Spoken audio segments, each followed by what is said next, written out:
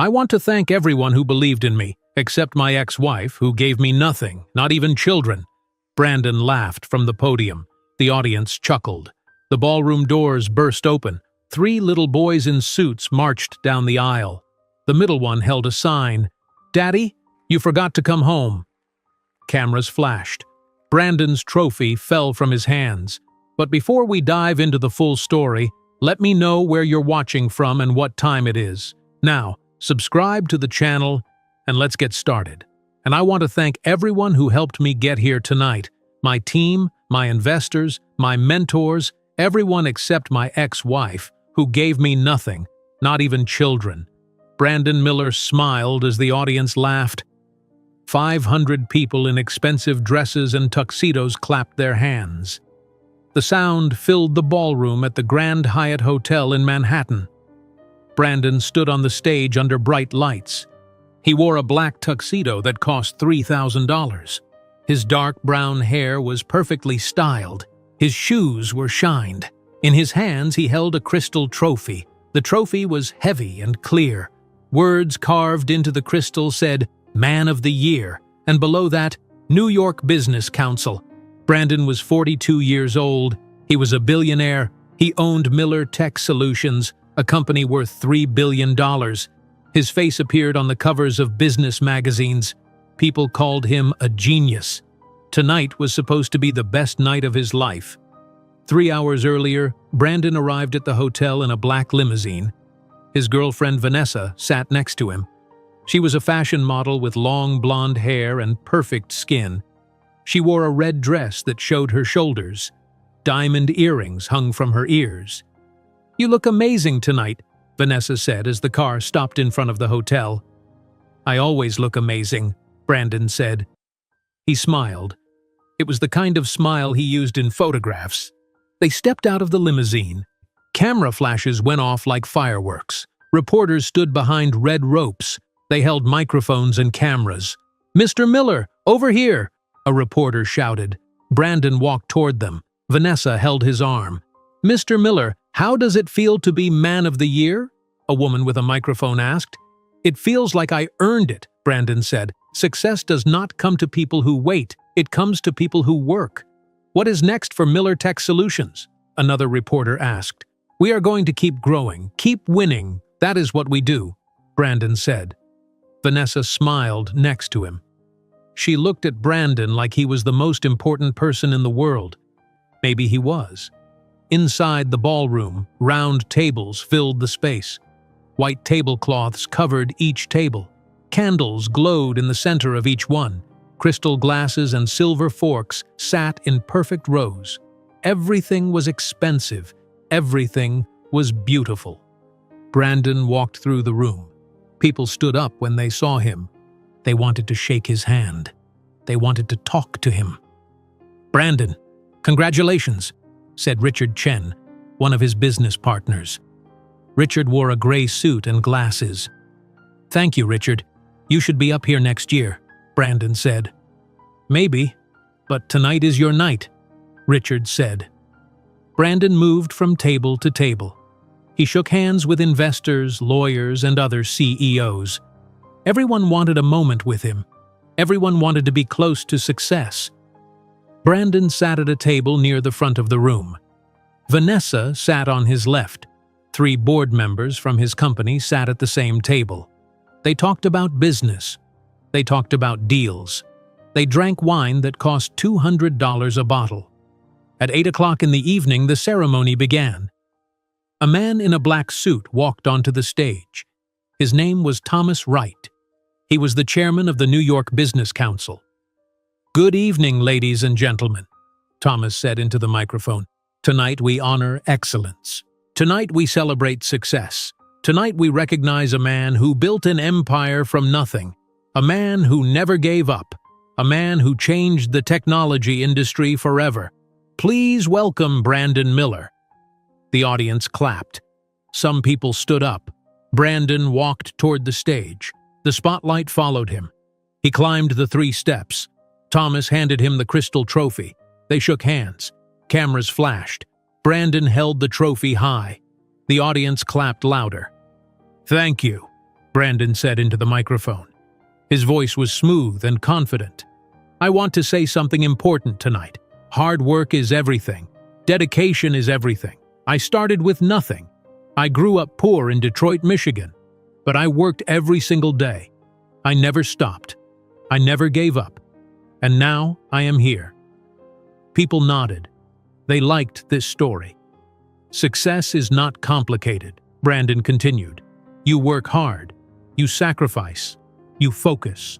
You do not let anything stop you. Not fear, not doubt, not other people. The audience clapped again. And I want to thank everyone who helped me get here tonight, Brandon said.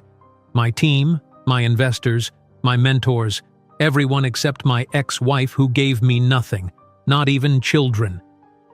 The audience laughed. Some people laughed very loud. They thought it was funny. Brandon smiled. He thought it was funny too. Then the laughter stopped. The double doors at the back of the ballroom opened. Everyone turned to look. 3 young boys walked inside. They wore matching gray suits. They were small. They held hands.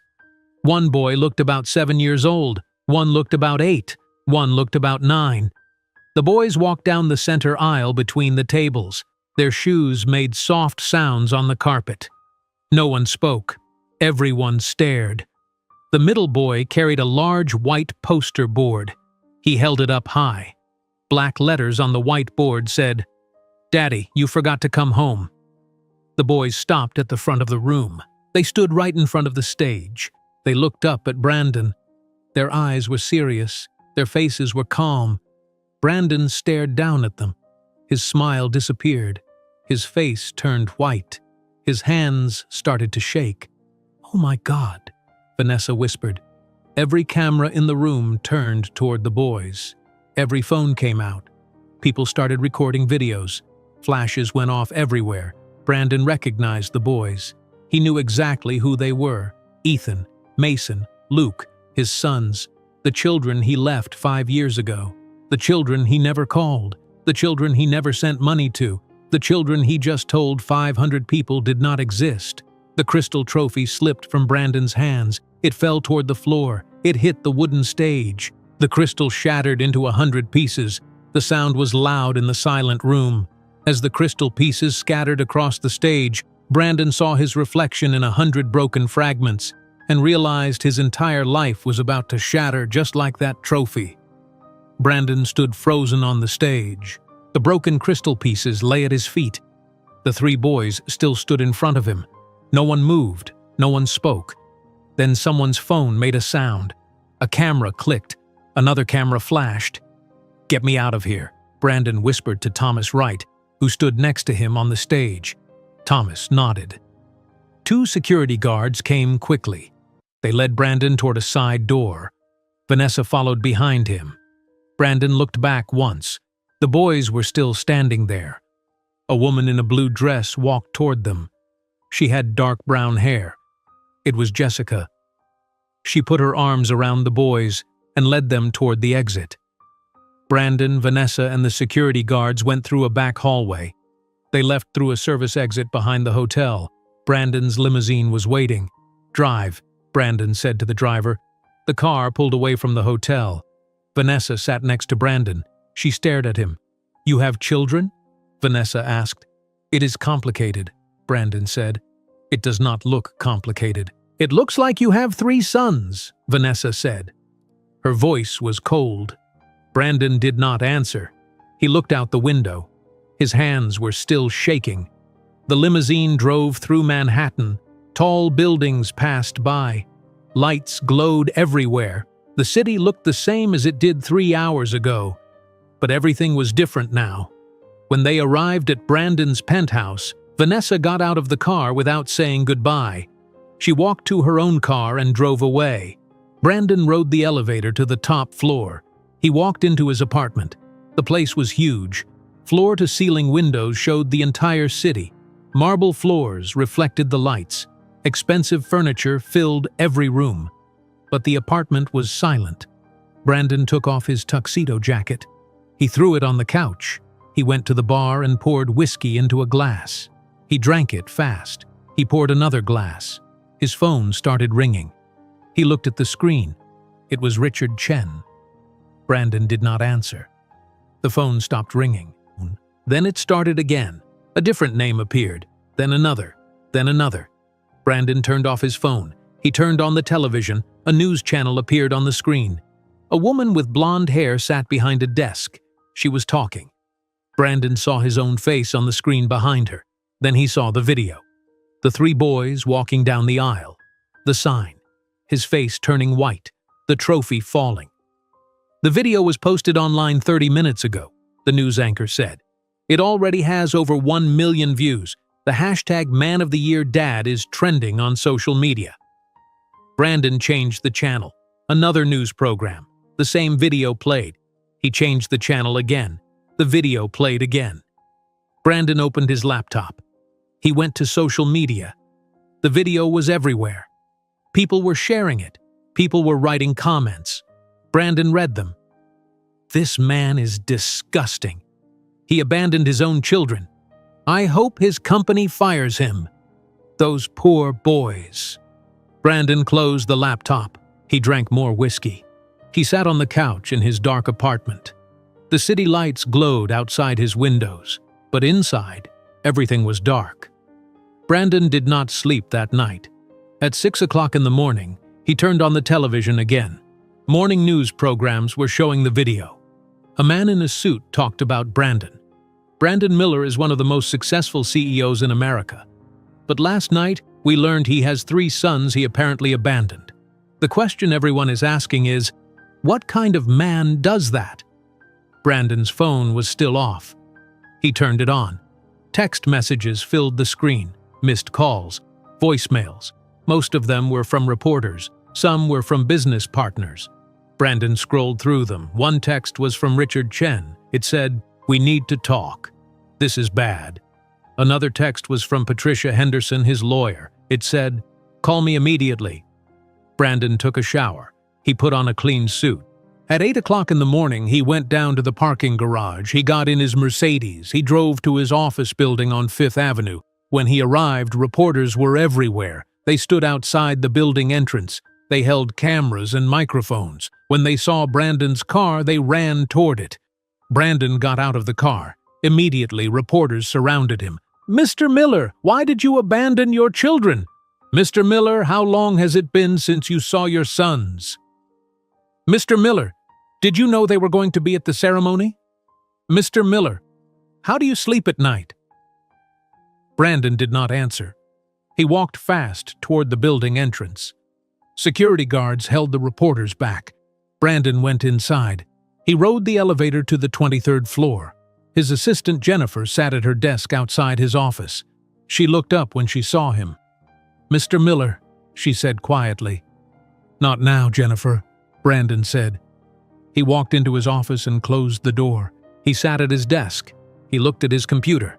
His email inbox had over 300 new messages. His office phone rang. He did not answer it. Someone knocked on his door. "Come in," Brandon said. Richard Chen walked inside. He closed the door behind him. He sat in the chair across from Brandon's desk. "Have you seen the video?" Richard asked. "Everyone has seen the video," Brandon said. 10 million people have seen the video, Richard said. In less than 3 hours. Brandon did not respond. 3 clients called this morning, Richard continued. Anderson Industries, Pacific Systems, and Redwood Corporation. They are canceling their contracts. They cannot do that. We have agreements, Brandon said. They are doing it anyway. They said they cannot be associated with this situation, Richard said. This situation? You mean my children? Brandon asked. His voice was angry. Yes, your children. The children you told everyone you did not have, Richard said. Brandon stood up. He walked to the window. He looked down at the street. The reporters were still there. The board is meeting right now, Richard said. Without you. What? Brandon turned around. They called an emergency meeting. They did not invite you, Richard said. This is my company. I built this company, Brandon said. I know, but they are worried about the company's reputation. "This is bigger than one person, Brandon. Even you," Richard said. Richard stood up. He walked toward the door. He stopped and looked back at Brandon. "I have known you for 10 years. I thought I knew you, but I guess I did not," Richard said. He left the office. Brandon sat down again. His phone rang. It was Patricia Henderson. This time, Brandon answered. "Patricia," he said. "Brandon, we have a problem," Patricia said. Her voice was serious. "I know. Richard just told me about the clients," Brandon said. "It is not just that. Your ex-wife Jessica can sue you for child support. You have not paid anything in 5 years. Based on your income, you could owe over $200,000, maybe more," Patricia said. Brandon closed his eyes. "There is something else," Patricia continued. "Vanessa is doing an interview on Good Morning America. It is happening right now." Brandon turned on the television in his office. He found the channel. Vanessa sat on a couch across from a female host. Vanessa wore a white dress. She looked beautiful and sad. "I had no idea Brandon had children," Vanessa said to the camera. "He told me he was never married. He told me he had no family. I feel betrayed. I cannot be with a man who lies. I cannot be with a man who abandons his children." "So you are ending the relationship?" the host asked. "Yes, it is over. I wish those 3 boys the best. They deserve better than this," Vanessa said. Brandon turned off the television. "Are you still there?" Patricia asked on the phone. "Yes," Brandon said. "You need to prepare yourself. This is going to get worse before it gets better," Patricia said. She was right. At 2 o'clock in the afternoon, Jennifer knocked on Brandon's door again. She walked in holding a white envelope. "This just came from the board of directors," she said. She handed him the envelope. Brandon opened it. Inside was a letter. He read it once, then he read it again. The letter said the board voted to remove him as CEO of Miller Tech Solutions, effective immediately. Brandon stared at the words. The company he built, the company he worked 16 hours a day for, the company he chose over his wife and children. They just took it away from him. Jennifer left the office. Brandon sat alone. He looked at the letter. He looked at the view from his window. He looked at the photographs on his wall, awards, magazine covers, his face smiling in every picture. At 6 o'clock in the evening, Brandon left his office. The reporters were still outside. They shouted questions. Brandon ignored them. He got in his car and drove back to his penthouse. Inside his apartment, everything was exactly as he left it. Perfect furniture, clean floors, empty rooms. Brandon poured whiskey into a glass. He sat on the couch. He took out his phone. He opened social media. The video had 20 million views now. He played it.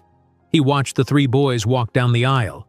He watched them hold up the sign, "Daddy, you forgot to come home." Brandon paused the video. He looked at the boys' faces. He stared at the middle boy holding the sign. He realized something terrible. He did not know which son was which. Brandon played the video again and again. He watched the boys walk.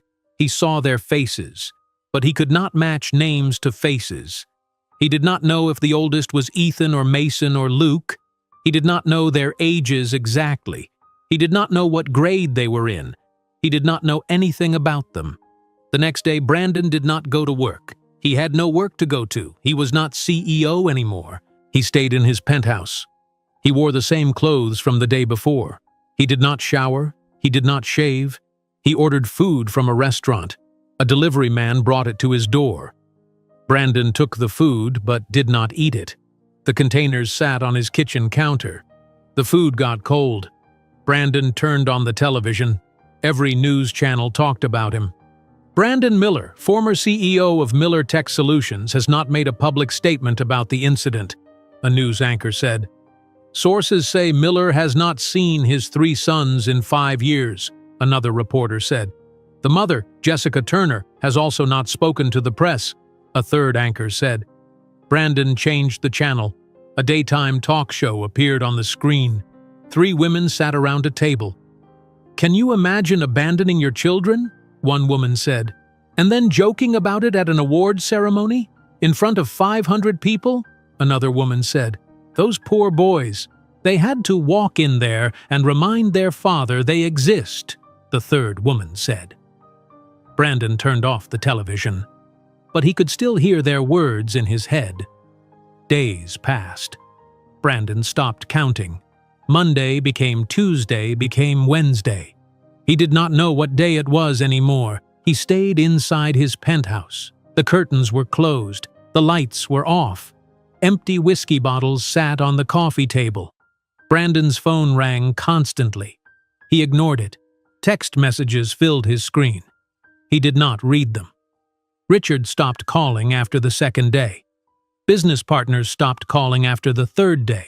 People he thought were his friends stopped calling after the fourth day. On the fifth day, Brandon's phone rang again. He looked at the screen. The name said Mom.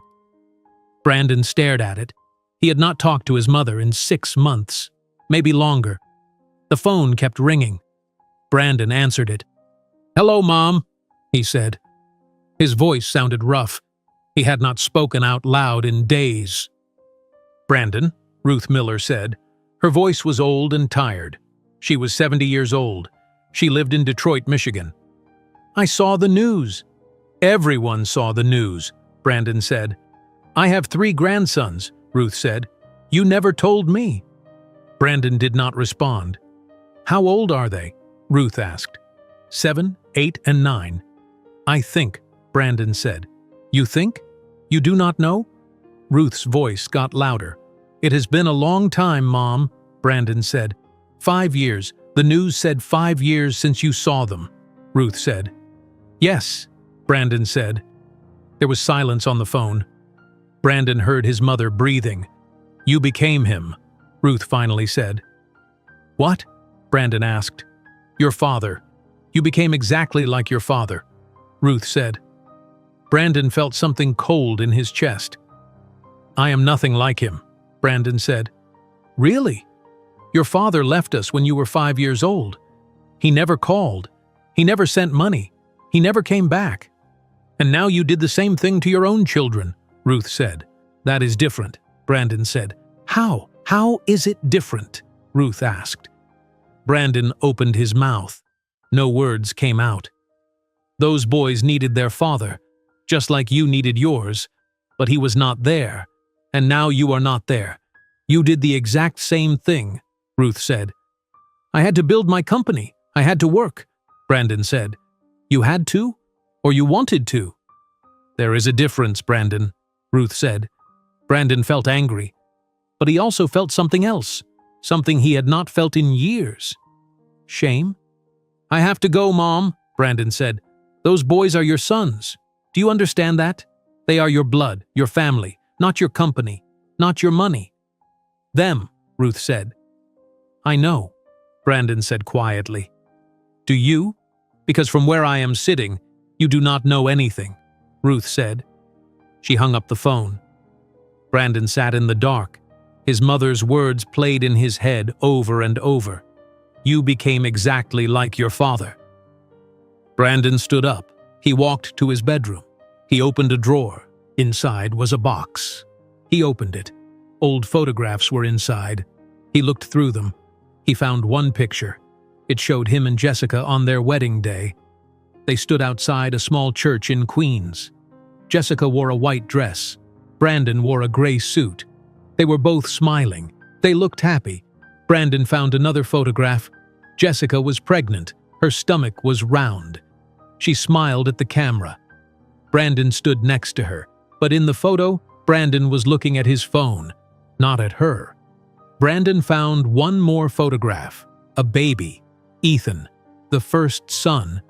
Brandon was holding him, but Brandon's face looked uncomfortable, like he did not know how to hold a baby, like he did not want to be there.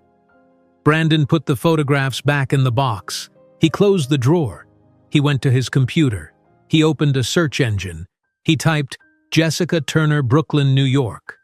Several results appeared. He clicked through them. He found a public records website. He typed her name again. An address appeared. 147 Monroe Street, Brooklyn, apartment 3B. Brandon stared at the address. His sons were there, 10 miles away from his penthouse. They had been there the whole time, while he worked, while he traveled, while he accepted awards. They were right there. Brandon wrote the address on a piece of paper. He put it in his pocket, but he did not leave. Not that day. The next day, Brandon woke up on his couch. Sunlight came through a gap in the curtains. He looked at the clock. It was 2 o'clock in the afternoon. He had slept for 14 hours. Brandon stood up. He looked at himself in the mirror. He had a beard growing. His hair was messy. His clothes were wrinkled. He looked terrible. He took a shower. He shaved. He put on clean clothes. He felt a little more human, but still empty. He took the piece of paper from his pocket. The address. He looked at it. He put it back in his pocket. Another day passed. Brandon thought about the address. He thought about his sons. He thought about Jessica. But he did not go. On the third day after finding the address, Brandon left his penthouse. He walked to Fifth Avenue. He went into an expensive toy store. The store was huge. Toys filled every shelf. Board games, action figures, dolls, electronics. "Can I help you, sir?" a young woman in a red vest asked. "I need gifts for 3 boys, ages 7, 8, and 9, Brandon said. "What do they like?" the woman asked. Brandon realized he did not know. He did not know what his sons liked.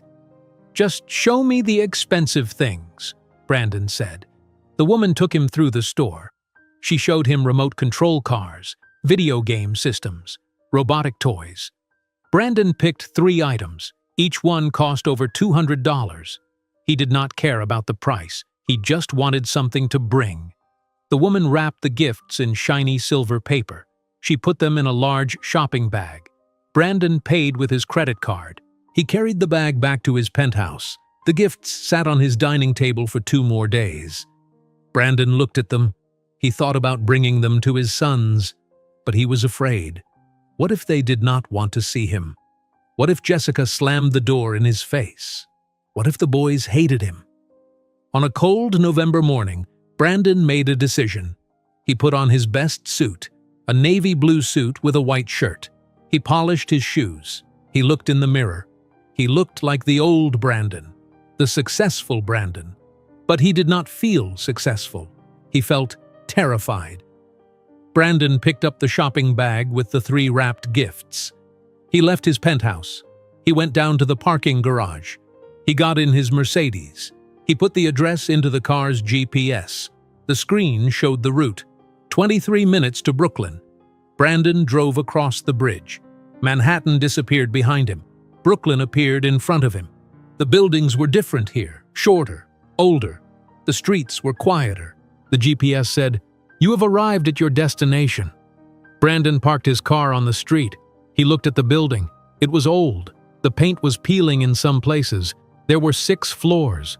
Fire escapes hung on the front. It was nothing like his penthouse building. Brandon sat in his car. He looked at the entrance. He held the steering wheel. His hands were shaking. He waited. 5 minutes passed. Then 10 minutes. Then 20 minutes. A woman walked past his car. She pushed a stroller.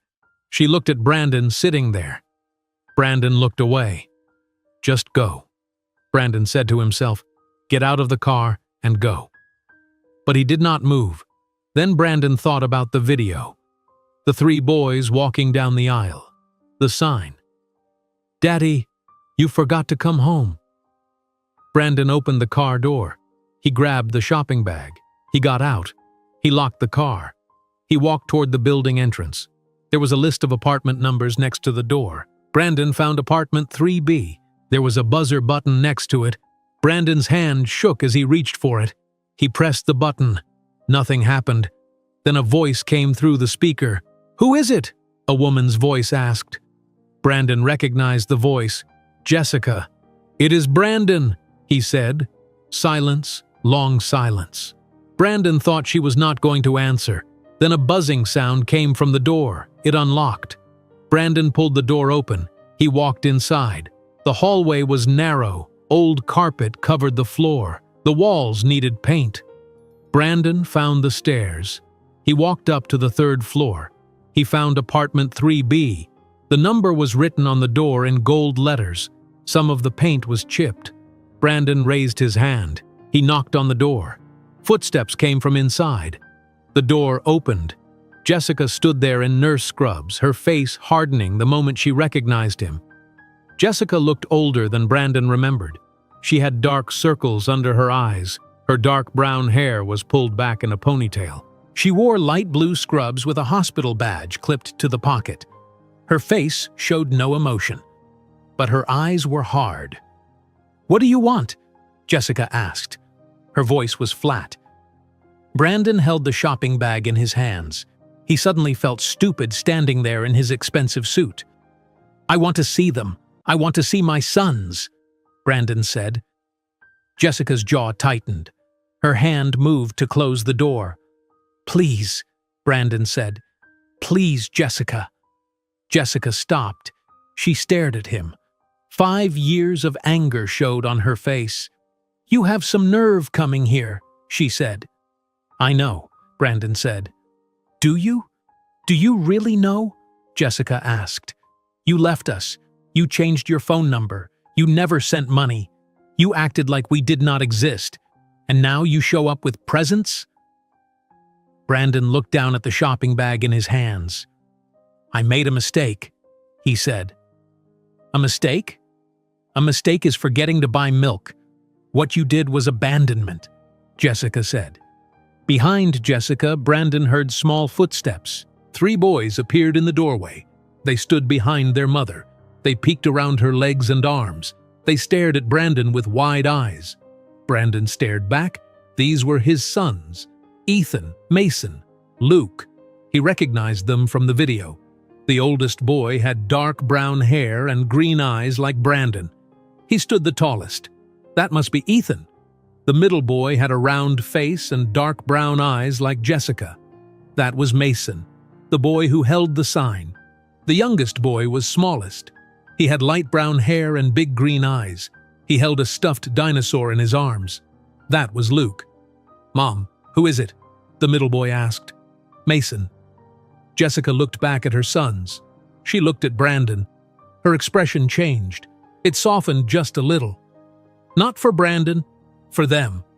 "Boys, go to your room," Jessica said. "Is that him?" the oldest boy asked. "Ethan." His voice was serious. "Ethan, I said go to your room," Jessica said. "Are you really our dad?" Mason asked. He stepped out from behind Jessica.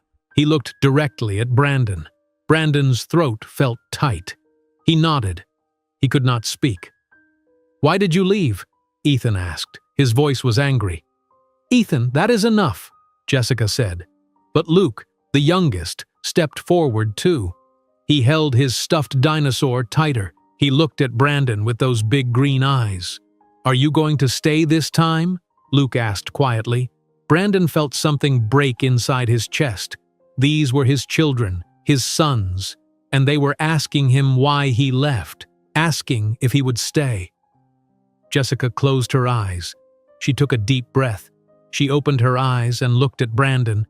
"You can come in, but only because they deserve to meet their father, not because you deserve to meet them," she said. Jessica stepped aside. Brandon walked into the apartment. The boys moved back. They watched him carefully. The apartment was tiny. Brandon could see everything from the doorway. A small living room with an old couch and a television. A kitchen that was barely big enough for one person. A hallway that led to what must be a bedroom and bathroom. But everything was clean. Very clean. Drawings covered the refrigerator. Crayon pictures of houses and animals and families. A basket near the couch held toys, cars, action figures, blocks. The furniture was old, but organized. A blanket was folded neatly on the couch. Brandon realized this entire apartment was smaller than his bedroom in the penthouse. "Sit down," Jessica said. She pointed to the couch. The boys sat on the floor in front of the television. They did not sit close to Brandon. They sat on the other side of the room. They watched him. Their faces were serious. Brandon sat on the couch. He still held the shopping bag. He felt awkward. He did not know what to say. He had given presentations to hundreds of people. He had negotiated deals worth millions of dollars. But sitting here with his sons, he had no words. "I brought you something," Brandon finally said. He held up the shopping bag. The boys did not move. Jessica stood in the kitchen doorway. Her arms were crossed. She watched. Brandon put the bag on the floor. He pushed it toward the boys. "You can open them," Brandon said. The boys looked at each other. Mason moved first. He crawled across the floor. He reached into the bag. He pulled out one wrapped gift, then another, then the third. He carried them back to his brothers. They sat together. They opened the gifts slowly. They peeled back the shiny silver paper carefully, like they did not want to rip it. The first gift was a remote control car, red and black, expensive.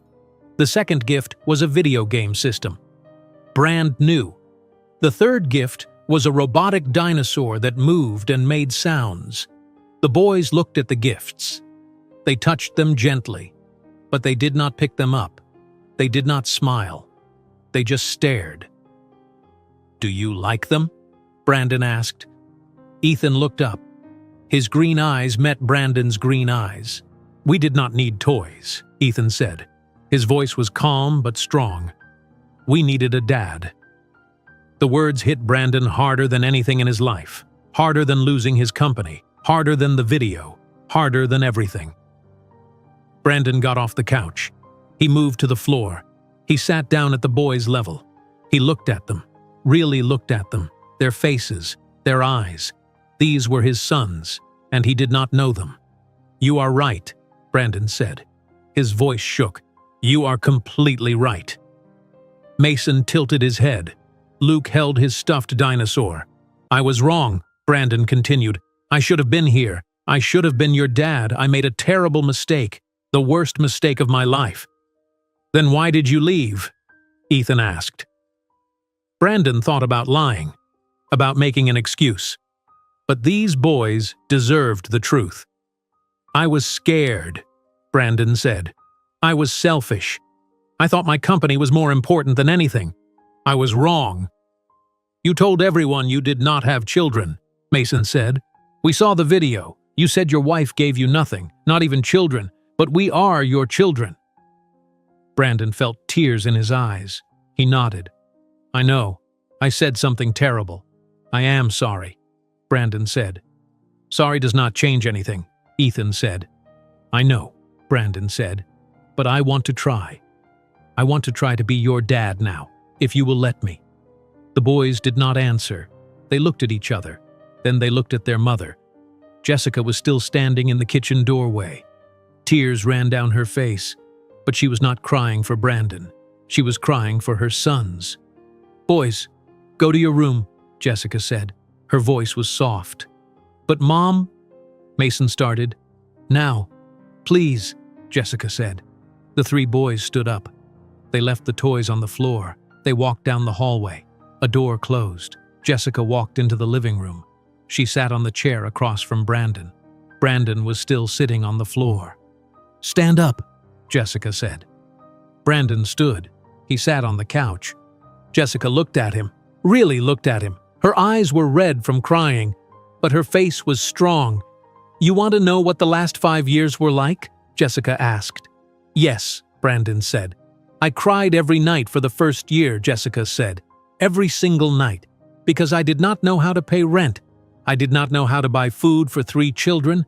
I worked 2 jobs. I cleaned offices in the morning. I waited tables at night.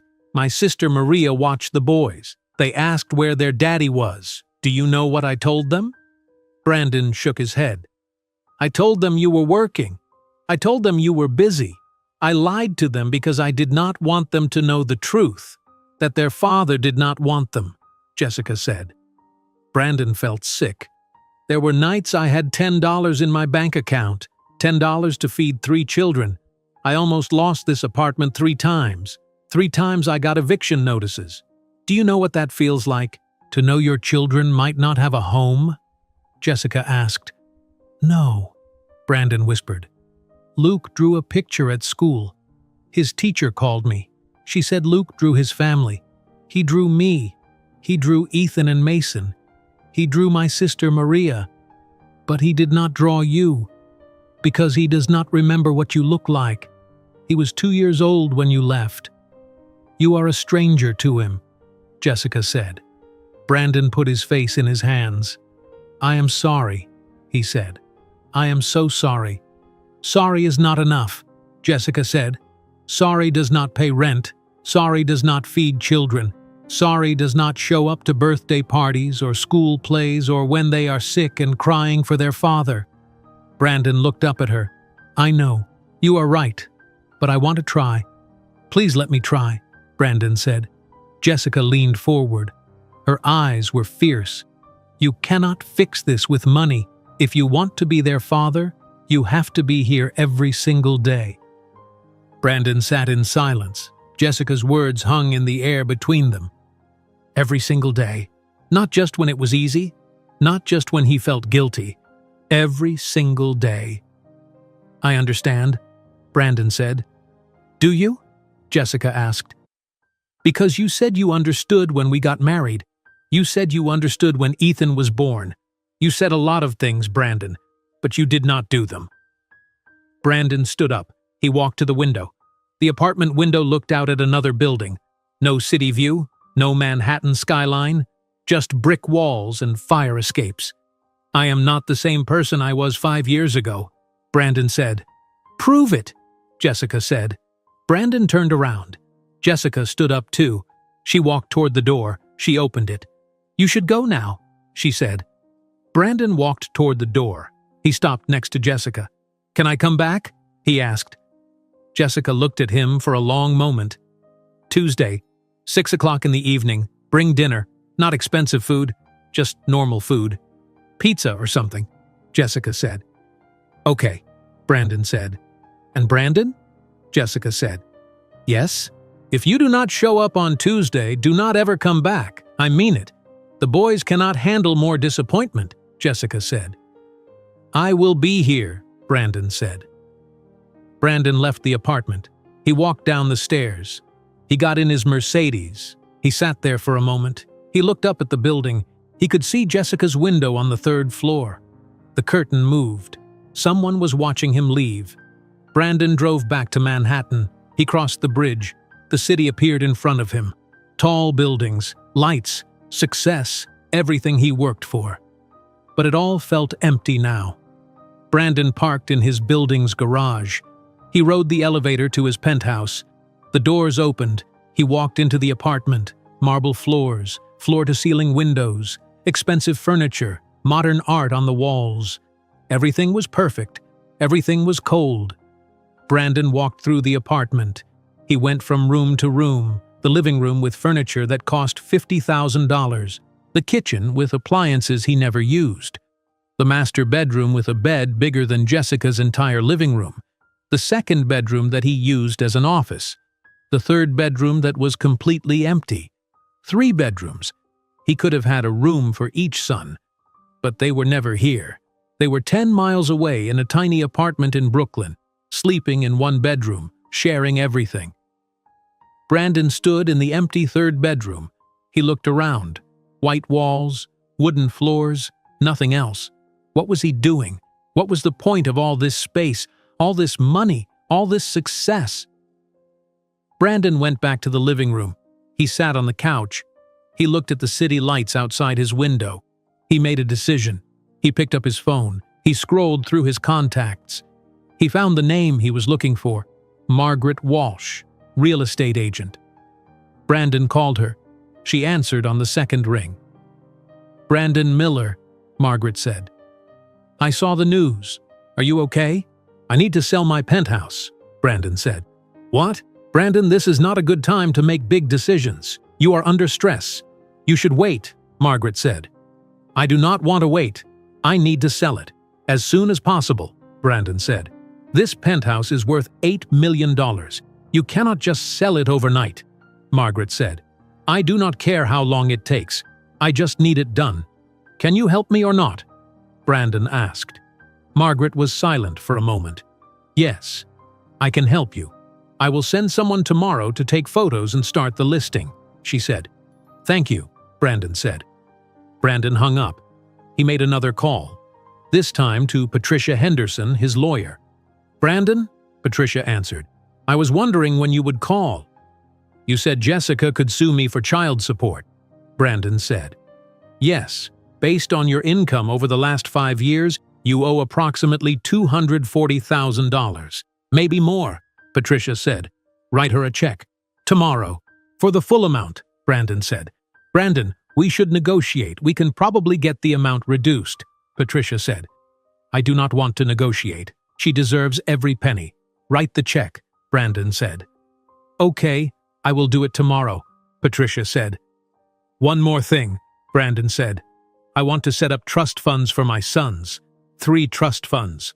1 for each boy, for college, for their future." "How much are you thinking?" Patricia asked. $1 million in each fund," Brandon said. Patricia was quiet. "Brandon, that is $3 million total. Are you sure?" she asked. "I am sure. I want them to have opportunities. I want them to go to any college they want. I want them to have security. Can you set it up?" Brandon asked. "Yes, I can set it up. It will take a few days to organize everything," Patricia said. "Do it," Brandon said. Brandon hung up. He called his accountant next, Stephen Park. "Mr. Miller," Stephen said, "I heard about the board meeting. I am sorry. I want to sell my remaining shares in Miller Tech Solutions," Brandon said. "All of them?" Stephen asked. "All of them," Brandon said. "That is $30 million. What are you planning to do with that money?" Stephen asked. "Live, just live," Brandon said. "I can have the paperwork ready by the end of the week," Stephen said. "Good," Brandon said. Brandon ended the call. He sat on his couch. His phone was in his hand. He had just made decisions that would change his entire life: selling his penthouse, paying child support, setting up trust funds, selling his company shares. A year ago, these decisions would have been impossible. His company was his life. His penthouse was his trophy. His money was his proof that he succeeded. But now he realized none of it mattered. His sons did not care about his penthouse. They did not care about his company. They did not care about his money. They just wanted a dad. The next day, Margaret sent a photographer to the penthouse. The photographer took pictures of every room. Margaret posted the listing online. Within 2 hours, 3 people wanted to see it. Patricia called. She said the check for Jessica was ready, $240,000. Brandon told her to mail it. Stephen called. The sale of Brandon's shares was complete. $30 million transferred to Brandon's bank account. It was the most money Brandon ever had at one time. But he felt nothing. Brandon started looking for a new apartment. Not in Manhattan. In Brooklyn. He searched online for apartments near Jessica's address. He found several options. One apartment was on the same street as Jessica, just 10 blocks away. It was a 2-bedroom apartment on the 4th floor of an old building. The rent was $2,000 a month. Brandon's penthouse cost $25,000 a month. The apartment had normal furniture, a regular kitchen, a small living room, 2 bedrooms, a bathroom with a regular shower, no marble, no floor-to-ceiling windows, no city view. But the building was 10 blocks from his son's. Brandon called the landlord. His name was Mr. Chen. He was an older man with a kind voice. "I want to see the apartment," Brandon said.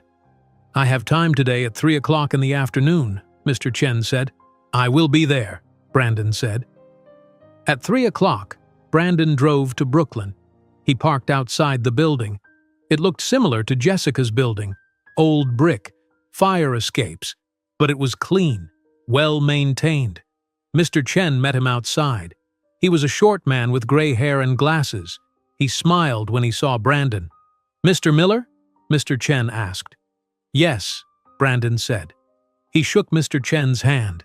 They walked up to the 4th floor. Mr. Chen unlocked the apartment door. They walked inside. The apartment was small, very small compared to Brandon's penthouse.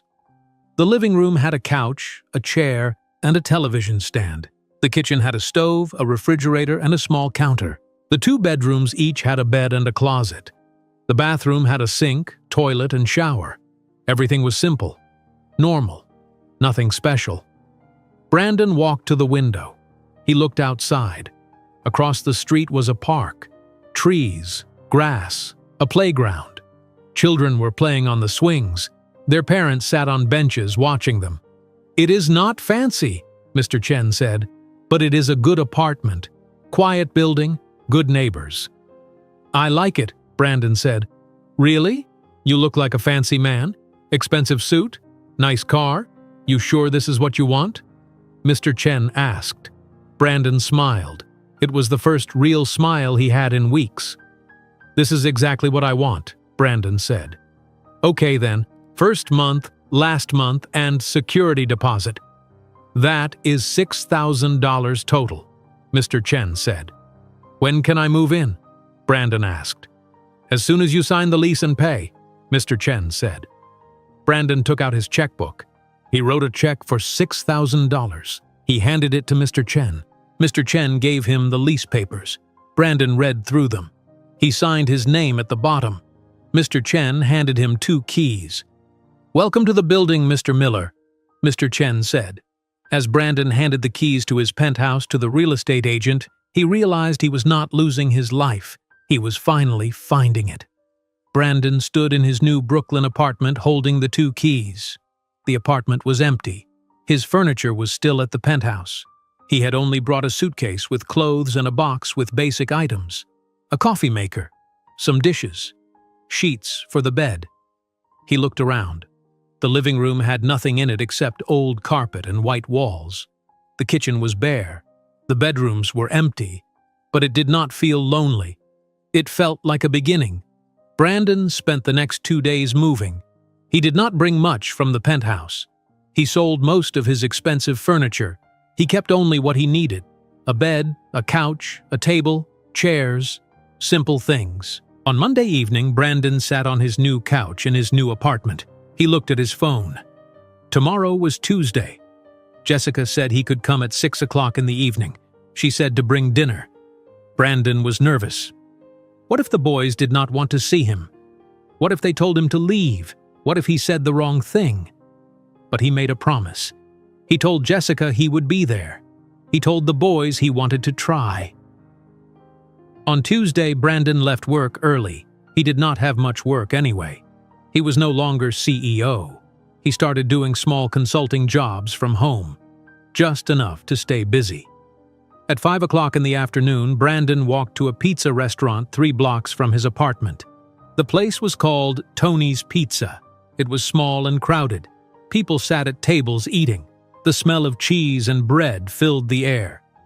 "What can I get you?" a man behind the counter asked. He wore a white apron covered in flour. "2 large pizzas, 1 cheese, 1 pepperoni," Brandon said. "You got it." 20 minutes, the man said. Brandon waited. He watched families come in and out, parents with children, everyone talking and laughing. This was normal life, the life he missed while he was building his company. At 5:30, the pizzas were ready. Brandon paid and carried the 2 boxes. He walked the 10 blocks to Jessica's apartment building. His hands were sweating. He felt like a teenager on a first date. He climbed the stairs to the 3rd floor. He knocked on the door of apartment 3B. Jessica opened the door. She wore jeans and a sweater. Her hair was down. She looked surprised. "You came," she said. "I said I would," Brandon said. He held up the pizza boxes. Jessica stepped aside. Brandon walked in. The boys were sitting on the floor in front of the television. They were watching a cartoon. When they saw Brandon, they stopped watching. They stared. "You came back," Mason said. His voice sounded surprised. "Yes," Brandon said. "Why?" Ethan asked. His voice was suspicious. "Because I want to see you," Brandon said. Luke did not say anything. He held his stuffed dinosaur and watched Brandon with big eyes. "I brought pizza," Brandon said. "Are you hungry?" "We are always hungry," Mason said. He smiled a little. Jessica went to the kitchen. She got plates and napkins. Brandon put the pizza boxes on the small kitchen table. The table had 4 chairs. Jessica sat in one. The boys sat in the others. Brandon stood. "Sit down, Brandon," Jessica said. She pointed to her chair. "I will stand." "No, I can stand," Brandon said. "Sit," Jessica said. Her voice was firm. Brandon sat. The boys opened the pizza boxes. They each took a slice. They ate quickly. Brandon watched them. They were hungry. Really hungry. "When did you eat last?" Brandon asked. "We had lunch at school," Ethan said. "What about after school?" Brandon asked. "We had crackers," Mason said. Brandon looked at Jessica. She looked away. Brandon understood. Money was tight. Food was expensive. "Eat as much as you want," Brandon said. "I brought 2 whole pizzas." The boys ate. They each had 3 slices. Luke got cheese on his face. Mason laughed and pointed. Luke wiped it off with his hand. After dinner, Jessica cleaned up. Brandon stayed at the table with the boys. "How is school?" Brandon asked. Mason answered first. "Good. We had art class today. I painted a tree." "Do you like art?" Brandon asked. "I love art. I want to be a chef when I grow up." "Chefs make food look like art," Mason said. "That sounds wonderful," Brandon said. He looked at Ethan. "What about you? How is school?" Ethan shrugged. "Fine." "What is your favorite subject?" Brandon asked. "Science," Ethan said. He did not look at Brandon. "What kind of science?" Brandon asked. "Dinosaurs. Paleontology," Ethan said. "That is really cool," Brandon said. Ethan looked at him then. "Do you even know what paleontology is?" "It is the study of fossils and ancient life," Brandon said. Ethan looked surprised. "Yeah, that is right." Brandon looked at Luke. "What about you, Luke? What do you like at school?" Luke whispered something. Brandon could not hear. "What did you say?" Brandon asked gently. "Recess," Luke said a little louder. "Why do you like recess?" Brandon asked. "Because I can play with my friends, and there are swings," Luke said. "Swings are fun," Brandon said. Luke nodded. He held his dinosaur tighter. Jessica came back into the living room. "Brandon, can you read them a story before bed?" Brandon looked at her. She was giving him a chance. A real chance. "I would love to," Brandon said. Jessica went to a small bookshelf in the corner. She picked out a book. It had a dinosaur on the cover. She handed it to Brandon. "They like this one," she said. The boys sat on the couch. Brandon sat next to them. Mason sat right beside Brandon. Luke sat on the other side but left space between them. Ethan sat in the chair across the room. Brandon opened the book. His hand shook. His voice shook too when he started reading. "Long ago, when dinosaurs walked the earth, there lived a young Tyrannosaurus Rex named Rexy." Brandon read the whole book. His voice got stronger as he went.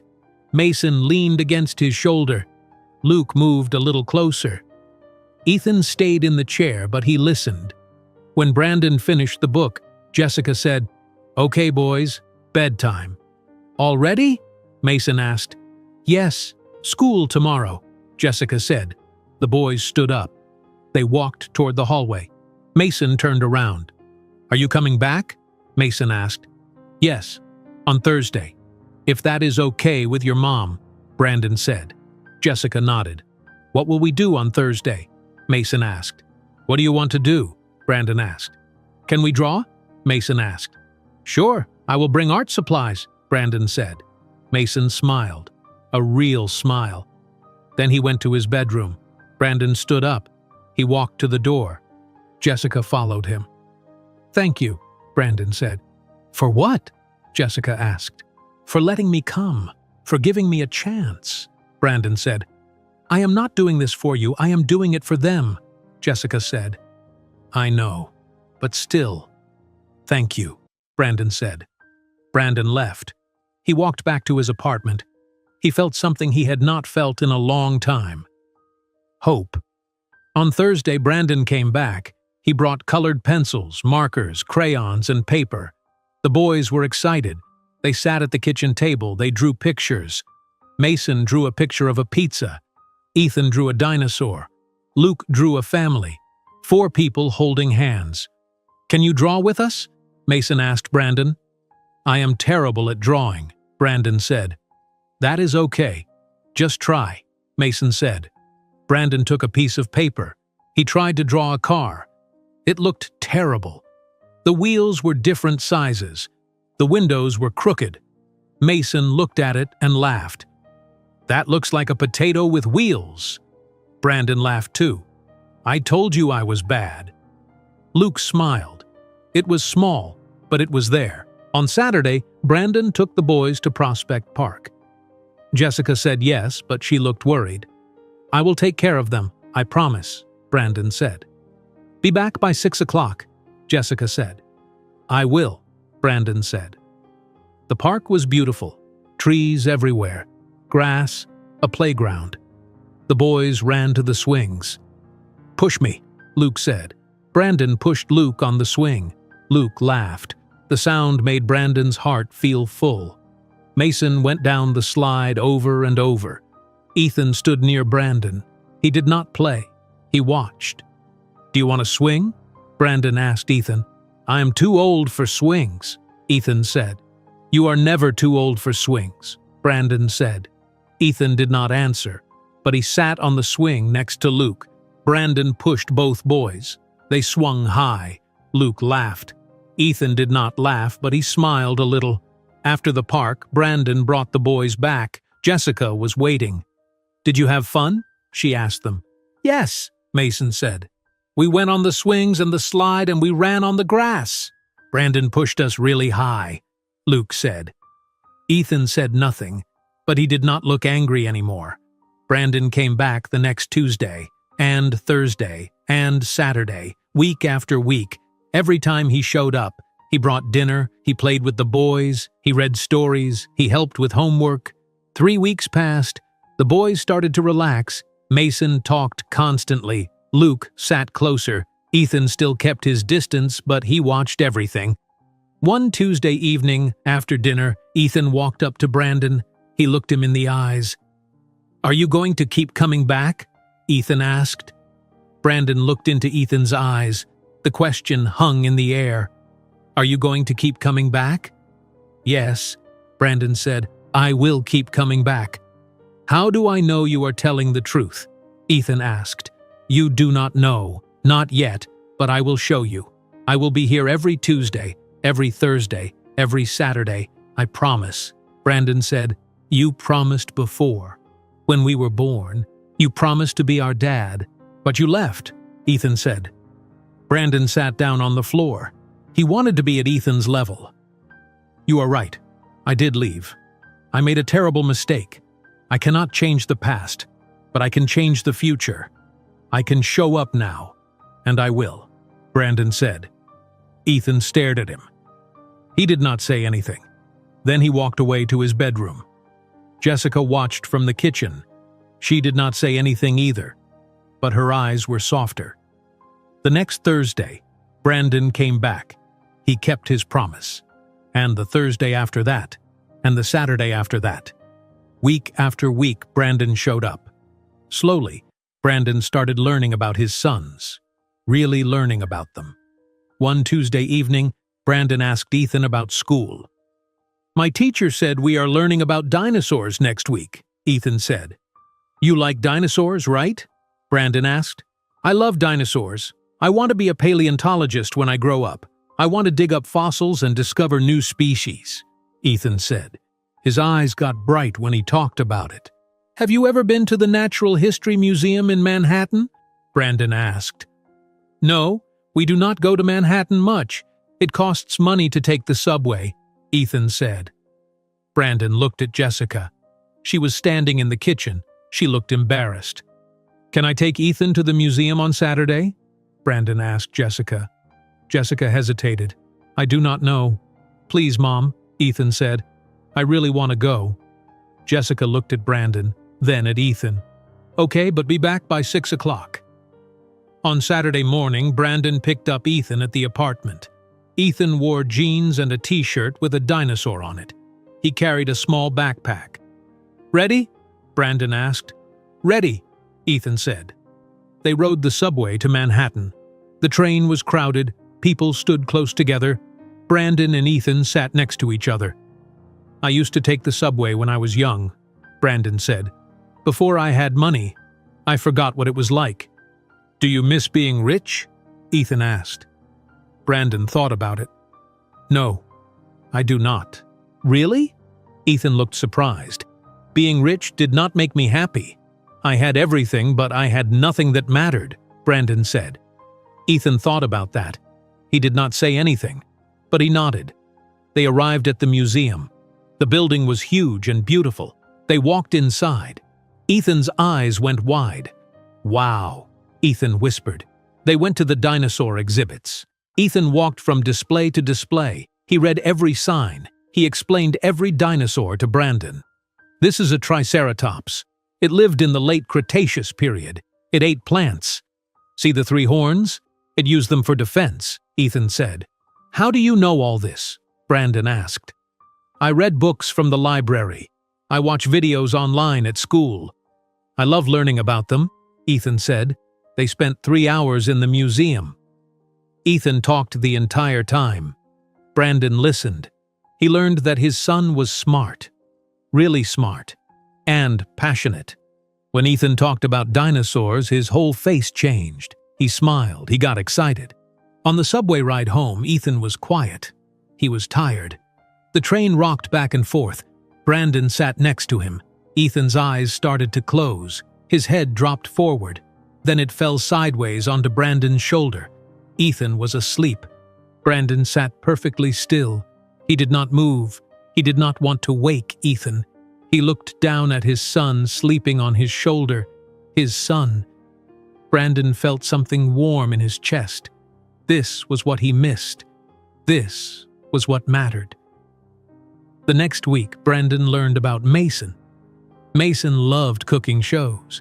He watched them every chance he got. "Do you want to cook something together?" Brandon asked Mason on Thursday evening. "Really? Can we?" Mason's face lit up. "What do you want to make?" Brandon asked. "Spaghetti and meatballs, like they do on the cooking shows," Mason said. Brandon looked at Jessica. "Is that okay? Can we use your kitchen?" Jessica smiled. "Sure, I would love a night off from cooking." Brandon went to the grocery store. He bought ground beef, pasta, tomato sauce, garlic, and bread. He brought everything back to the apartment. Mason stood on a stool at the counter. Brandon stood next to him. "First, we make the meatballs," Mason said. He read from a recipe he printed at school. They mixed the meat with breadcrumbs and eggs. Mason rolled the meat into balls. His hands got messy. He laughed. "This is fun," Mason said. Brandon cooked the meatballs in a pan. Mason stirred the sauce. He added garlic and spices. "You have to taste it," Mason said. He held up the spoon. Brandon tasted the sauce. "That is really good." "I made it perfect," Mason said. He was so proud. They cooked the pasta. They put everything together. Mason carried the plates to the table. Jessica sat down with them. Luke and Ethan came too. They all ate together. "This is delicious," Jessica said. "Mason made the sauce," Brandon said. "You helped," Mason said. He smiled at Brandon. Jessica looked at Brandon. Something changed in her expression. It softened. She saw Brandon laugh. She saw Mason glow with pride. For a moment she saw the man she married 10 years ago, the man before the money and the company, the man who used to make her smile. The next Thursday, a thunderstorm hit Brooklyn. Rain pounded against the windows. Thunder boomed. Lightning flashed. Brandon arrived at 6 o'clock with Chinese food for dinner. When he walked in, he heard crying. Luke was in the bedroom crying. "What is wrong?" Brandon asked Jessica. "He is afraid of storms. He always has been," Jessica said. "Can I go to him?" Brandon asked. Jessica nodded. Brandon went to the bedroom. Luke was sitting on his bed.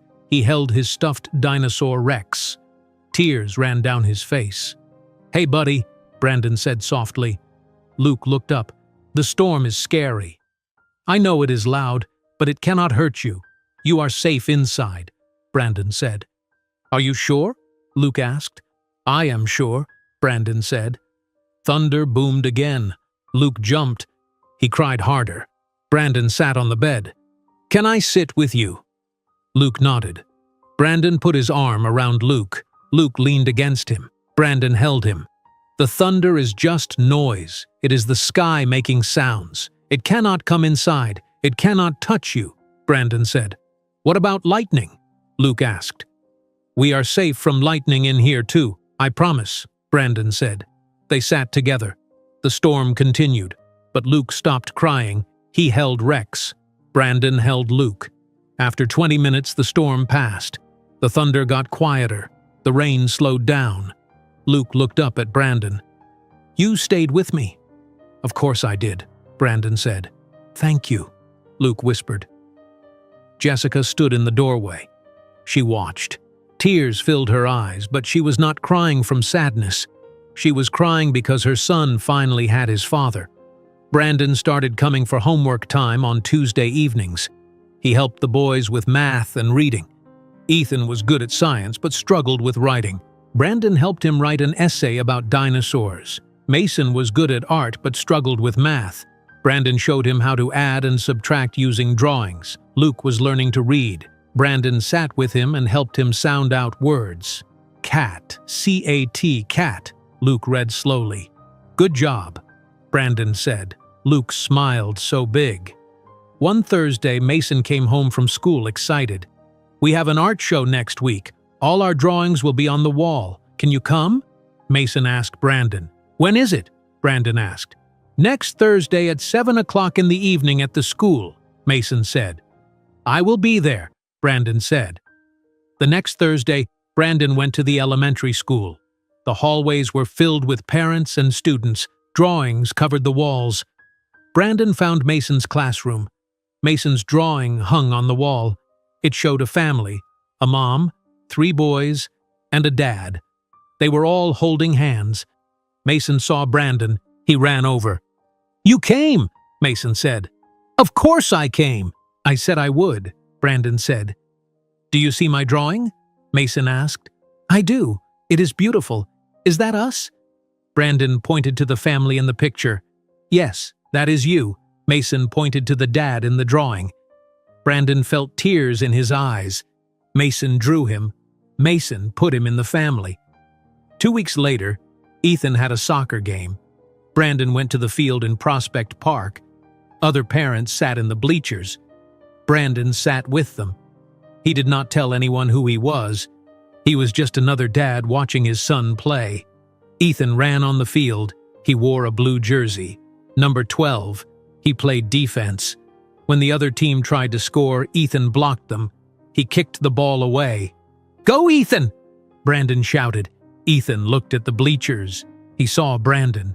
He smiled, just a little. Then he kept playing. After the game, Ethan walked over to Brandon. His face was red from running. He was sweating.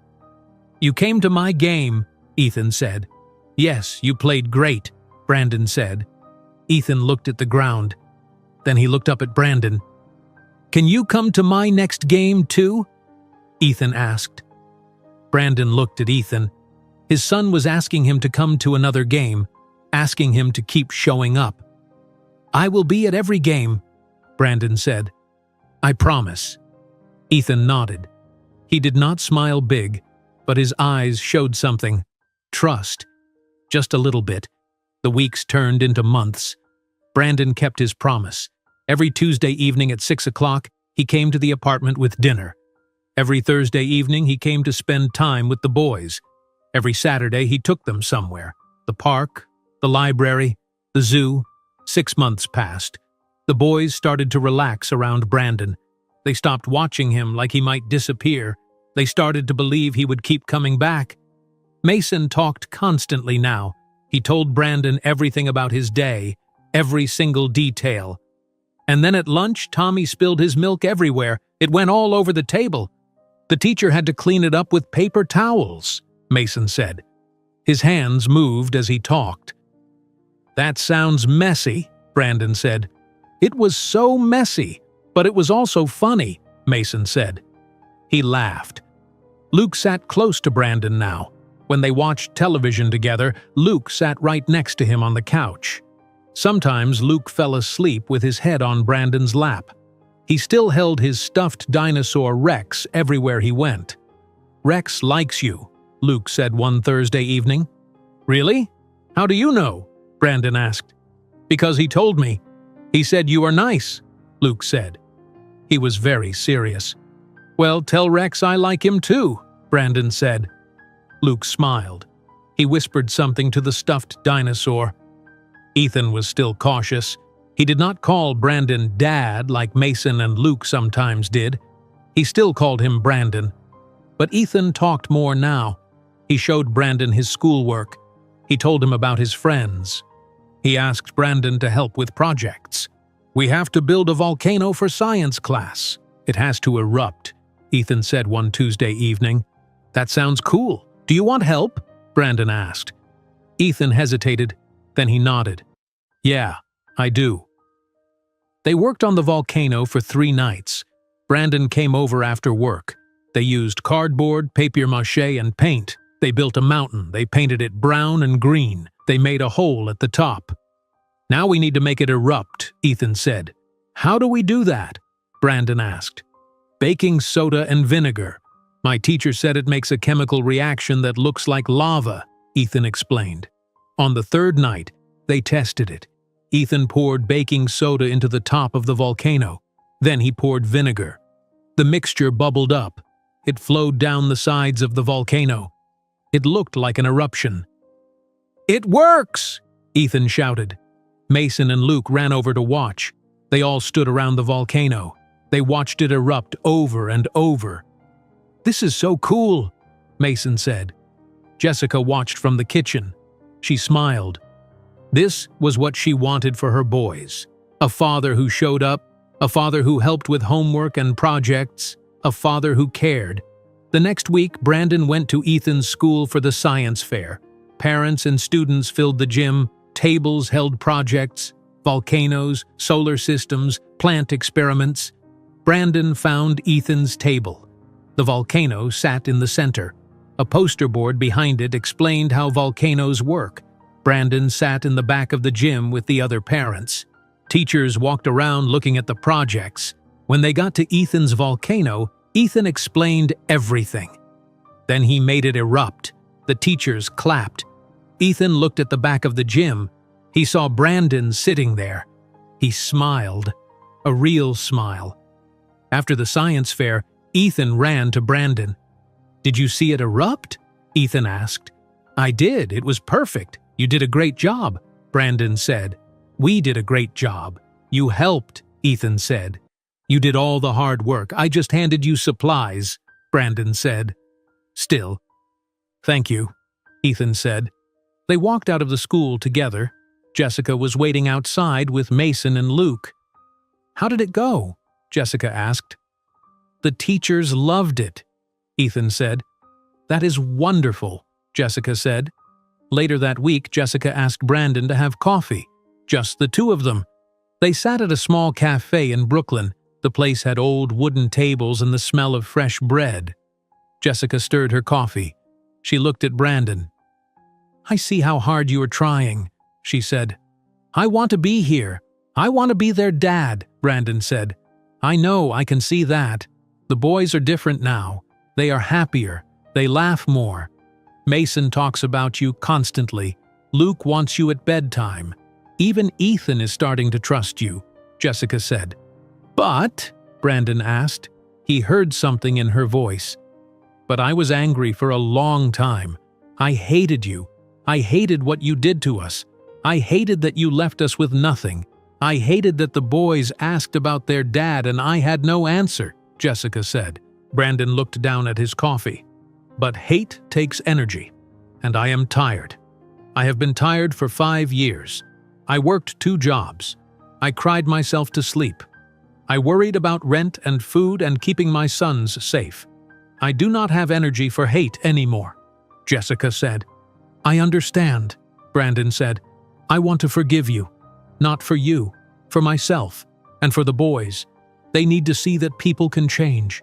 They need to see that forgiveness is possible, Jessica said. Brandon felt tears in his eyes. I do not deserve your forgiveness.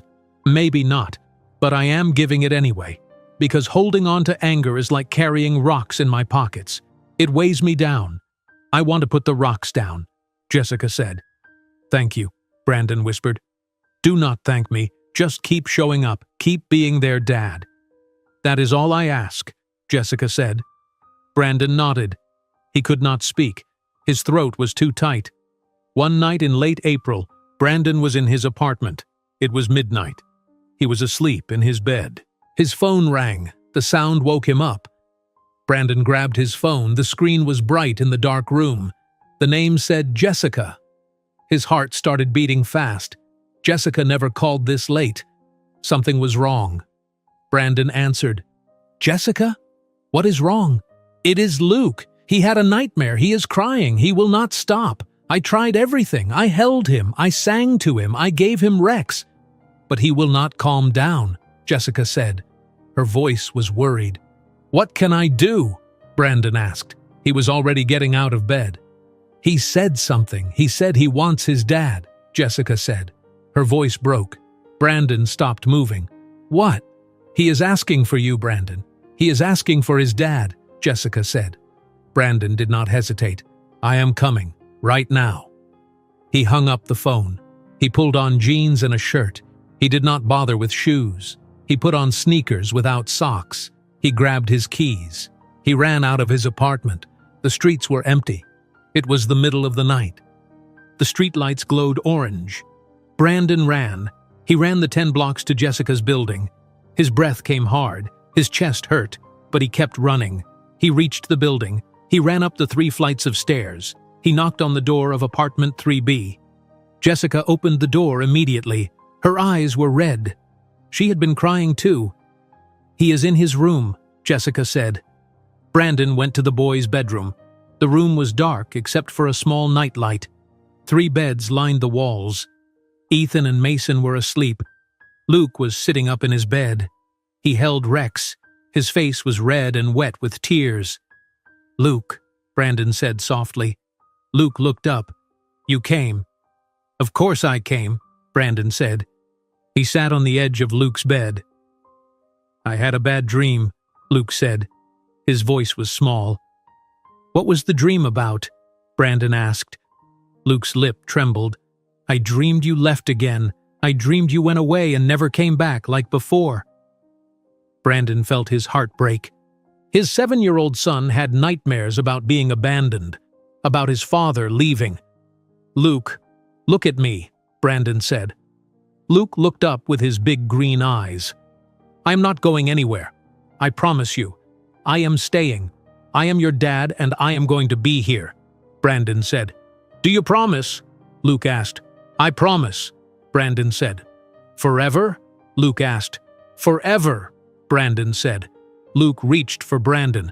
Brandon pulled him into his arms. Luke put his head on Brandon's chest. He held Rex tight. Brandon held Luke. He stroked his hair. I am right here. I am not leaving. You are safe, Brandon whispered. Within minutes, Luke's breathing slowed.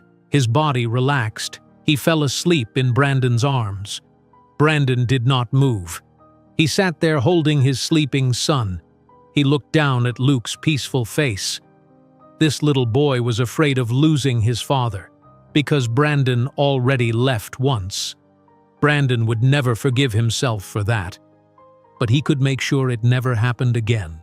Jessica stood in the doorway. Tears ran down her face. She watched Brandon hold their son. She saw the way Brandon looked at Luke, with love, with protection, with guilt and determination. Jessica walked into the room. She sat on the bed next to Brandon. They are starting to love you, Jessica whispered. Brandon looked at her. Tears were in his eyes too. And that means you have the power to hurt them again. That is the greatest gift and the greatest responsibility anyone can have, Jessica said. Brandon looked at Jessica. Her words settled into his heart. The greatest gift and the greatest responsibility. I will not hurt them again. I will be here, no matter what, Brandon said quietly. I believe you, Jessica whispered.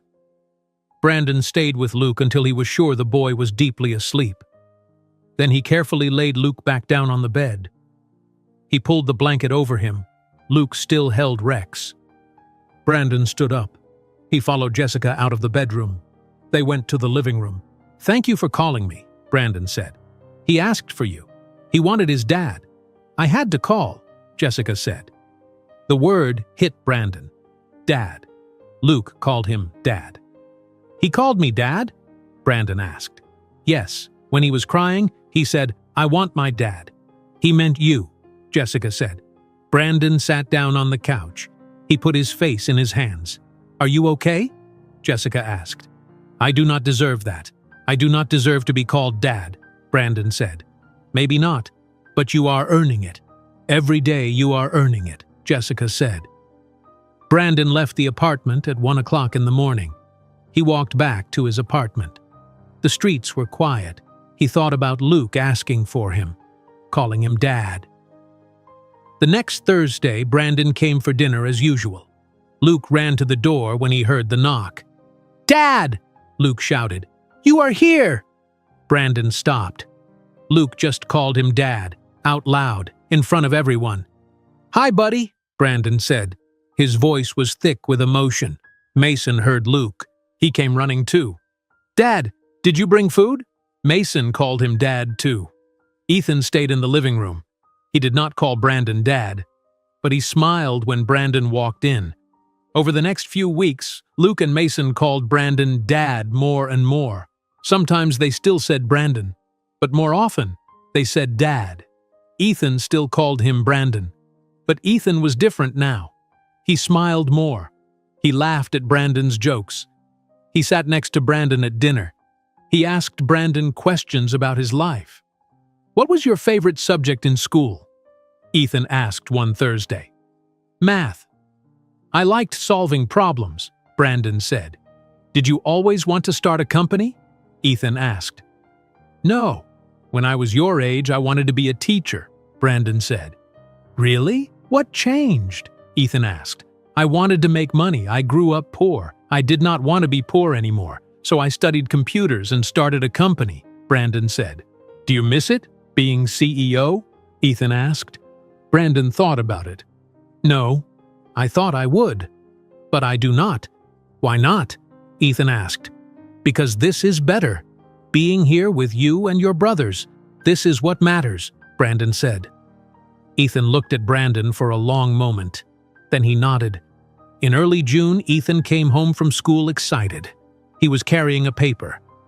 What is that? Jessica asked. Graduation information. My 4th grade graduation is next month, June 23rd, Ethan said. That is wonderful, Jessica said. Ethan looked at Brandon. Will you come? Of course I will come, Brandon said. It is at 2 o'clock in the afternoon on a Wednesday. You might have work, Ethan said. I will be there, I promise, Brandon said. Ethan smiled. Okay, good. The next few weeks passed quickly. Brandon continued visiting. He went to Mason's art show at school. He went to another of Ethan's soccer games. He took all 3 boys to the library on Saturday mornings. One Saturday in mid-June, Jessica asked Brandon to stay after he brought the boys home. Can we talk? Jessica asked. Sure, Brandon said. The boys went to play in their room. Jessica and Brandon sat at the kitchen table. The graduation is next week, Jessica said. I know, I marked it on my calendar, Brandon said. The boys want us to sit together, as a family, Jessica said. Is that okay with you? Brandon asked. Jessica nodded. Yes, it is okay. The boys are happy. That is what matters. And Brandon, I want you to know something. What? Brandon asked. I forgive you, Jessica said. Brandon stared at her. What? I forgive you for leaving, for abandoning us, for all the pain you caused. I forgive you, Jessica said. Jessica, I do not deserve, maybe not, but I am giving it to you anyway, because people can change. You are proof of that. You changed. You showed up. You became the father the boys needed. And I see that, Jessica said. Tears ran down Brandon's face. Thank you. Do not thank me. Just keep being their dad. That is all I ask, Jessica said. On June 23rd, Brandon put on a clean shirt and pants. He left his apartment early. He took the subway to the elementary school in Brooklyn. The graduation was in the school auditorium. Rows of chairs filled the space. A stage stood at the front. A banner hung above the stage. It said, "Congratulations, 4th grade." Brandon found Jessica in the crowd. She wore a nice dress. Mason and Luke stood next to her. They wore button-up shirts. "Dad!" Luke shouted when he saw Brandon. Other parents turned to look. Brandon did not care. His son called him Dad. "Hi, Luke. Hi, Mason," Brandon said. "Sit with us," Mason said. He grabbed Brandon's hand and pulled him to the seats. They sat in the middle row. Jessica sat on one end. Brandon sat next to her. Mason sat next to Brandon. Luke sat next to Mason. They looked like a family. The ceremony started. Music played. The 4th grade students walked onto the stage. They wore white shirts and black pants. They stood in rows. Brandon saw Ethan in the 2nd row. Ethan looked out at the audience. He found them, his family. He waved. Brandon waved back. So did Jessica, Mason, and Luke. The principal spoke. She talked about the students and how proud she was. Then she called each student's name. One by one, they walked across the stage. They received a certificate. "Ethan Miller," the principal said. Ethan walked across the stage. He took the certificate. He shook the principal's hand. He looked out at his family and smiled. Brandon clapped. Jessica clapped. Mason and Luke stood up and cheered. After the ceremony, families stood outside. Parents took pictures, students talked and laughed. Ethan ran toward his family. He was holding his certificate. His face was bright and happy. "We did it!" Ethan shouted. Jessica hugged him. "I am so proud of you." Mason and Luke hugged him too. "We are in middle school now," they shouted. Then Ethan looked at Brandon. He walked over. Brandon expected a handshake, maybe a high five. But Ethan hugged him, a real hug. He wrapped his arms around Brandon and held on tight. "Thanks for coming, Dad," Ethan said. Brandon froze. Dad. Ethan called him Dad for the first time ever. Brandon hugged Ethan back. Tears ran down his face. He did not try to hide them. He did not care who saw. "I would not miss it for anything," Brandon said. His voice broke. Other parents watched. Some smiled. Some whispered to each other. Brandon did not care. His son called him Dad. That was all that mattered. They took pictures outside the school, all 5 of them together. Jessica, Brandon, Ethan, Mason, and Luke. A family. Later that evening, after Brandon took everyone out for ice cream, he walked back to his apartment alone. He sat on his couch. He thought about the day. 1 year ago, he stood on a stage accepting an award, Man of the Year. 500 people clapped for him. He thought that was success. He thought that was what mattered. But today, his son hugged him and called him Dad, and that mattered more than any award, more than any amount of money, more than anything he ever achieved in business. Brandon would never get back the years he lost. He would never erase the pain he caused. Those 5 years were gone forever. He missed Ethan's first soccer game. He missed Mason's first art show. He missed Luke's first day of school. But he was here now. He showed up to Ethan's graduation. He was there for the volcano project. He was there for the thunderstorm. He was there for pizza dinners and homework and bedtime stories. The boys still remembered what he did. Sometimes they got angry. Sometimes Mason asked why Brandon left them. Sometimes Luke had nightmares. Sometimes Ethan tested him to see if he would stay. But they also saw that he came back. They saw that he stayed. They saw that he was trying. Love was not something you said once. It was something you do every single day. Brandon finally understood that. As Brandon sat alone in his apartment, he realized that this moment, not the trophy, Not the magazine covers, not the billions. This is what success actually looks like. Brandon looked at the calendar on his wall. 1 year had passed since the award ceremony at the Grand Hyatt Hotel. 1 year since his 3 sons walked down that aisle with a sign. 1 year since his life shattered and then rebuilt itself into something better. His life was completely different now. He did not live in a Manhattan penthouse. He lived in a 2-bedroom apartment in Brooklyn. The apartment had old carpet and walls that needed paint, but it had something his penthouse never had. It felt like home. Brandon did not run a billion-dollar company anymore. He worked from home doing small consulting jobs for technology companies. He worked normal hours, 8 in the morning to 5 in the afternoon. Then he stopped. He closed his laptop and he was done. He had time now. Time for dinner, time for homework, time for bedtime stories, time for soccer games and art shows and science projects, time for the things that mattered. Brandon had dinner with the boys 3 times a week. Tuesday and Thursday evenings he went to Jessica's apartment. He brought food, sometimes pizza, sometimes Chinese food, sometimes he and Mason cooked together. On Saturdays the boys came to his apartment or they all went somewhere together. The boys had their own space in Brandon's apartment now. A drawer in the bedroom with clothes for overnight visits. 3 toothbrushes in the bathroom, 1 red, 1 blue, 1 green. Toys on the shelf in the living room, books on the coffee table. Brandon went to every soccer game, every art show, every school event. He sat with other parents in bleachers and auditoriums. They knew him now. They waved when they saw him. They talked to him about their kids. "Your son is really good at soccer," a father named Tom said at one game. "Thank you, he works hard," Brandon said. "Are you coming to the team barbecue next week?" Tom asked. "Yes. Ethan told me about it," Brandon said. "Great. See you there," Tom said. Brandon was just another dad now. Nobody recognized him from the news anymore. Nobody whispered about the video. Nobody knew he used to be a billionaire CEO. He was just Brandon, Ethan, Mason, and Luke's dad. Brandon's relationship with Jessica was still complicated.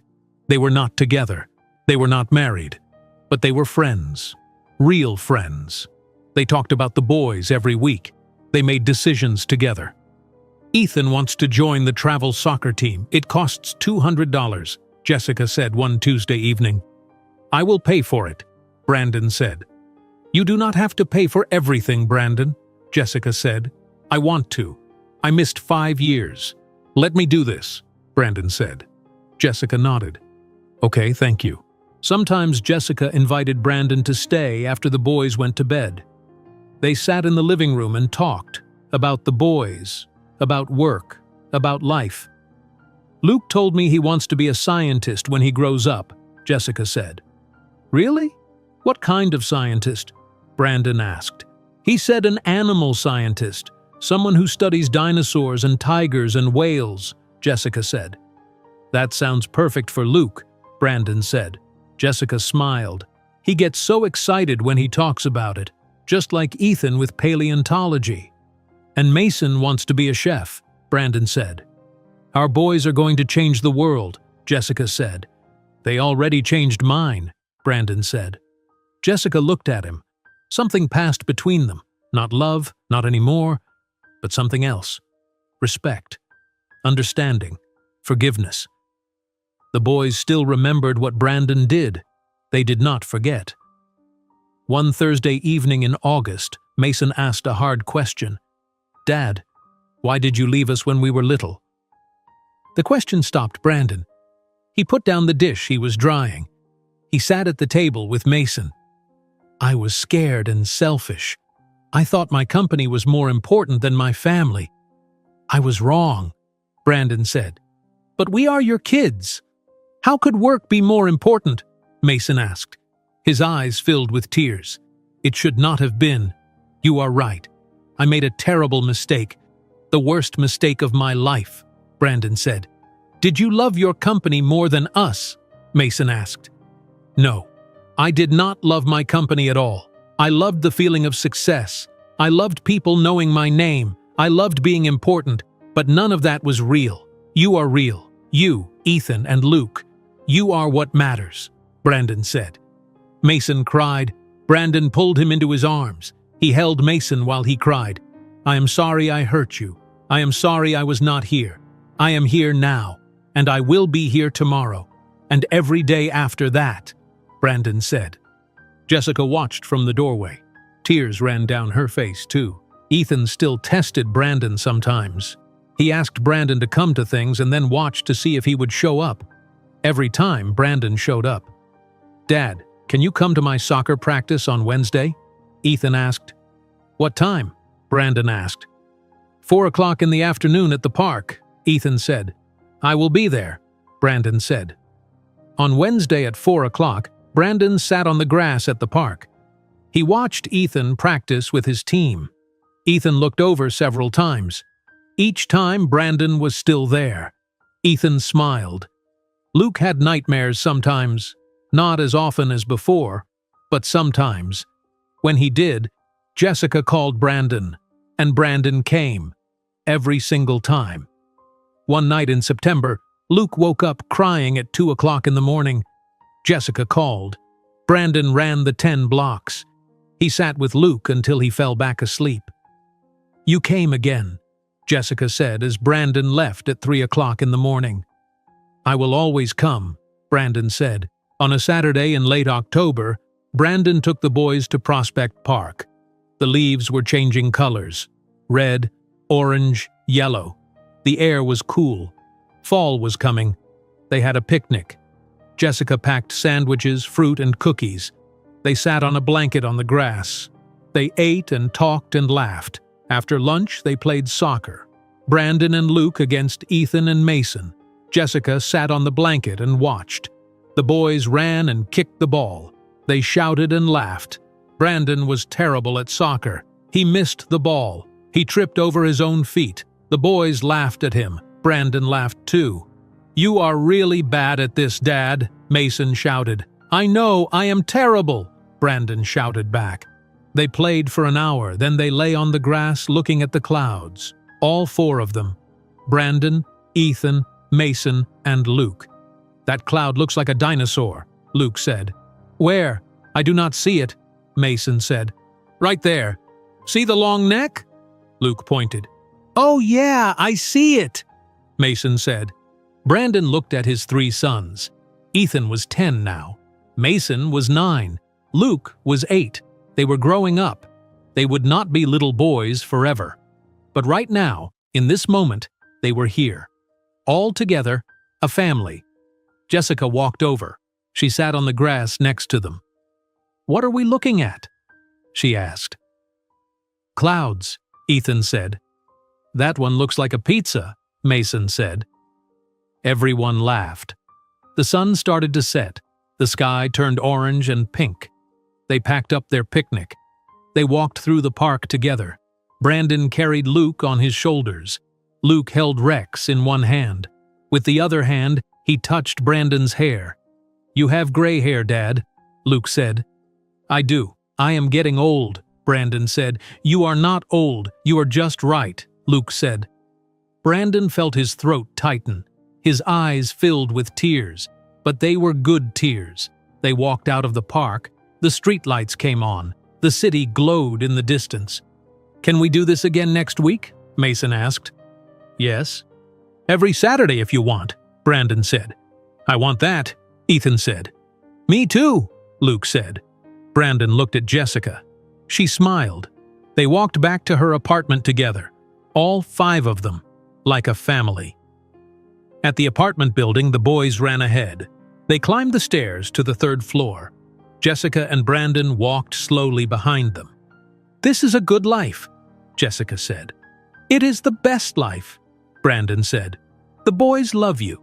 You know that, right? Jessica asked. I hope so. I love them, more than anything, Brandon said. They know. They see it every day. That is what matters, Jessica said. Brandon said goodbye at the door. He hugged each boy. Ethan hugged him tight. Mason kissed his cheek. Luke made him promise to come on Tuesday. "I promise. Tuesday at 6 o'clock, Brandon said. "With pizza?" Luke asked. "With pizza," Brandon said. Brandon walked back to his apartment.